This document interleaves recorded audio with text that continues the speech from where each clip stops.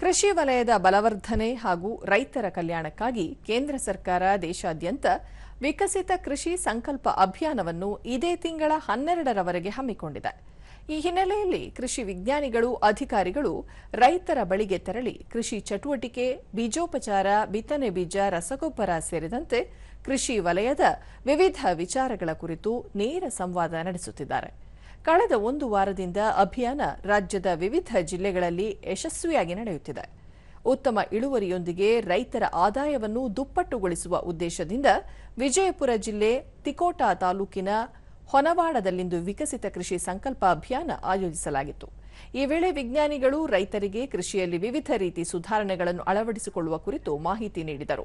ಬಳಿಕ ದೂರದರ್ಶನದೊಂದಿಗೆ ಭಾರತೀಯ ತೋಟಗಾರಿಕಾ ಸಂಶೋಧನಾ ಸಂಸ್ಥೆಯ ಹಿರಿಯ ವಿಜ್ಞಾನಿ ಲಕ್ಷ್ಮಣ ಹುಣಸಿಕಟ್ಟಿ ರೈತರು ಆರ್ಥಿಕವಾಗಿ ಸ್ವಾವಲಂಬಿಗಳಾಗಬೇಕು ಎಂಬ ಆಶಯದೊಂದಿಗೆ ಸಾವಯವ ಗೊಬ್ಬರ ತಯಾರಿಕೆ, ಬೀಜೋಪಚಾರ, ಕಟಾವು ಸೇರಿದಂತೆ ನಿತ್ಯ 5 ವಿಜ್ಞಾನಿಗಳು ರೈತರಿಗೆ ಮಾಹಿತಿ ನೀಡುತ್ತಿದ್ದಾರೆ ಎಂದರು.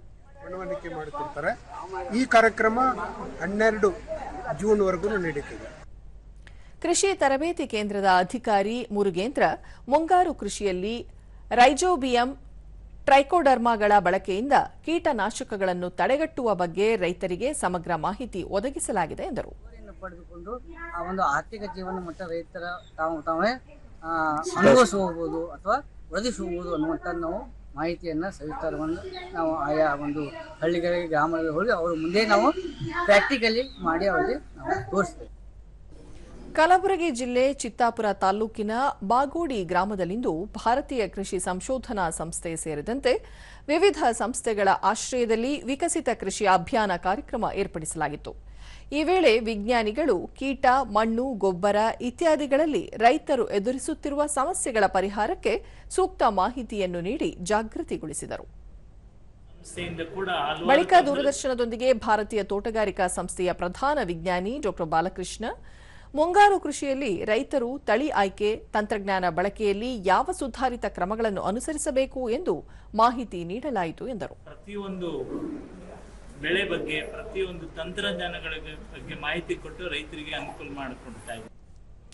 ರಾಯಚೂರು ಕೃಷಿ ವಿಶ್ವವಿದ್ಯಾಲಯದ ನಿವೃತ್ತ ಕುಲಪತಿ ಡಾ ಜಿಎಂ ಪಾಟೀಲ, ಭಾರತೀಯ ಕೃಷಿ ಸಂಶೋಧನಾ ಸಂಸ್ಥೆ ಸೇರಿದಂತೆ ಕೃಷಿಗೆ ಸಂಬಂಧಿಸಿದ ಸಂಶೋಧನಾ ಕೇಂದ್ರಗಳು ಒಂದೇ ವೇದಿಕೆಯಡಿ ರೈತರಿಗೆ ಅಗತ್ಯ ಮಾಹಿತಿ ನೀಡುತ್ತಿವೆ. ರೈತರು ಇದರ ಪ್ರಯೋಜನ ಪಡೆದು ಕೃಷಿಯಲ್ಲಿ ಸ್ವಾವಲಂಬನೆ ಸಾಧಿಸಬೇಕು ಎಂದು ತಿಳಿಸಿದರು.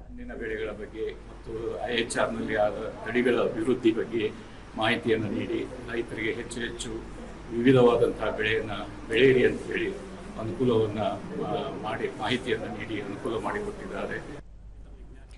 ರೈತ ಶಿವಕುಮಾರ್ ಸುಧಾರಿತ ಬೆಳೆ ಪದ್ಧತಿ, ಗೊಬ್ಬರಗಳ ಬಳಕೆ ಇತ್ಯಾದಿಗಳ ಬಗ್ಗೆ ಕೃಷಿ ವಿಜ್ಞಾನಿಗಳಿಂದ ಉಪಯುಕ್ತ ಮಾಹಿತಿ ದೊರೆತಿತು ಎಂದು ತಿಳಿಸಿದರು. ರೈತರಿಗೆ ಬೀಜೋಪಚಾರ ಬಗ್ಗೆ ಮಾಹಿತಿ ಕೊಟ್ಟು ಯಾವ ರೀತಿ ಇಳುವರಿ ಚೆನ್ನಾಗಿ ತೆಗಿಬೇಕು ಅಂತಕ್ಕಂಥ ಮಾಹಿತಿಯನ್ನು ಕೊಟ್ಟು ಹೀಗಾಗಿ ನಮ್ಮ ಎಲ್ಲ ಗ್ರಾಮ ರೈತರಿಗೆ ಒಂದು ಸಂತೋಷ ಸುದ್ದಿಯಾಗಿರ್ತಕ್ಕಂಥ ವಿಚಾರ. ಹೀಗಾಗಿ ನಮಗೆ ಮತ್ತೊಮ್ಮೆ ಈ ಒಂದು ಗ್ರಾಮದ ಜನರಿಗೆ ಸಂತೋಷ ಆಗುತ್ತೆ. ವಿಜಯನಗರ ಜಿಲ್ಲೆ ಕೊಟ್ಟೂರು ತಾಲೂಕಿನ ಹ್ಯಾಳ್ಯ, ಬೇವೂರು, ಗೊಲ್ಲರಹಳ್ಳಿಯಲ್ಲಿಂದು ಕೃಷಿ ವಿಕಸಿತ ಸಂಕಲ್ಪ ಅಭಿಯಾನವನ್ನು ಯಶಸ್ವಿಯಾಗಿ ಆಯೋಜಿಸಲಾಯಿತು. ಈ ವೇಳೆ ಕೃಷಿ ವಿಜ್ಞಾನಿಗಳು ಕೃಷಿಯಲ್ಲಿ ಕೀಟಬಾಧೆ ಮತ್ತು ನಿಯಂತ್ರಣ, ಗೊಬ್ಬರ ಬಳಕೆ ವಿಧಾನ ಇತ್ಯಾದಿಗಳ ಬಗ್ಗೆ ಸಮಗ್ರ ಮಾಹಿತಿ ನೀಡಿದರು.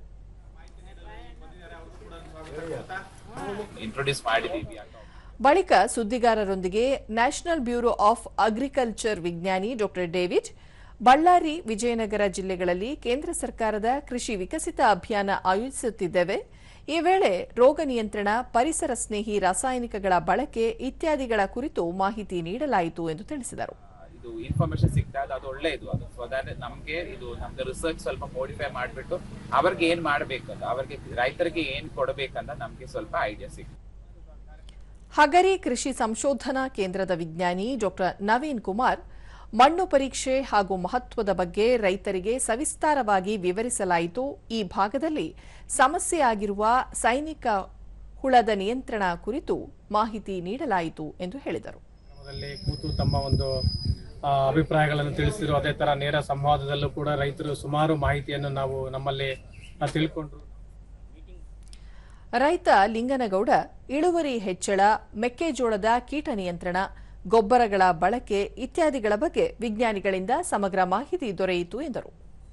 ಈ ವಾತಾವರಣಕ್ಕೆ ತಕ್ಕಂತೆ ಯಾವ ಬೆಳೆಗಳನ್ನು ಬೆಳಿಬೇಕು, ಆಮೇಲೆ ಮಣ್ಣು ಪರೀಕ್ಷೆ ಮಾಡುವುದು, ನೀರು ಪರೀಕ್ಷೆ ಮಾಡುವುದು, ಪ್ರತಿಯೊಂದು ರೈತರಿಗೆ ಅನೇಕ ಮಾಹಿತಿಗಳನ್ನು ಒದಗಿಸಿಕೊಟ್ಟು ನಮಗೆ ಒಳ್ಳೆಯ ಒಂದು ಜ್ಞಾನವನ್ನು ನೀಡಿದ್ದಾರೆ.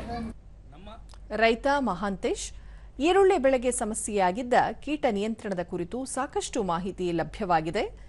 ಸಮಗ್ರ ಕೃಷಿ ವಿಧಾನಗಳ ಬಗ್ಗೆ ವಿಜ್ಞಾನಿಗಳು ಸೂಕ್ತ ಮಾಹಿತಿ ನೀಡಿದರು ಎಂದರು.